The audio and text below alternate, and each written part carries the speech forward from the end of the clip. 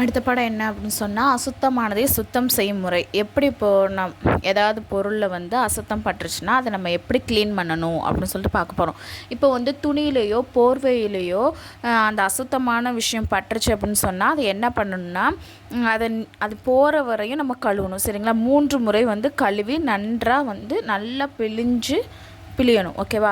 அடுத்து வந்து இப்போது சில ஜமுக்காலம், கம்பளம், இந்த மாதிரி மெத்தை, இந்த மாதிரி பிழிய முடியாத பொருளில் அந்த அசுத்தம் பட்டுருச்சு அப்படின்னு சொன்னால், அந்த அசுத்தத்தை என்ன பண்ணணும்னா, ஒரு தடவை நம்ம கழுவுறோம் இல்லையா, கழுவிட்டு அதை காயப்படும் போது சுத்தமாக சொட்டாக தண்ணி எல்லாமே வடிஞ்சு ட்ரை ஆகிடணும். அப்புறம் மறுபடியும் துவைக்கணும்.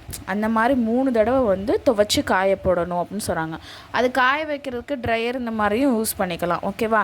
அடுத்து வந்து இப்போ வந்து பிழிய முடிஞ்சதுன்னா என்ன, லேசான துணி, போர்வை, இந்த மாதிரி பிழிய முடியாதுன்னா